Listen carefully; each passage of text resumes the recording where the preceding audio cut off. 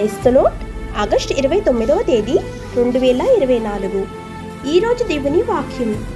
నీవు ప్రార్థన చేయనప్పుడు నీ గదిలోనికి వెళ్ళి తలుపులు వేసి రహస్యమందున్న నీ తండ్రికి ప్రార్థన చేయుము. అప్పుడు రహస్యమందు చూచు నీ తండ్రి నీకు ప్రతిఫలం ఇచ్చును. మత్తయి సువార్త 6వ అధ్యాయం 6వ వచనం.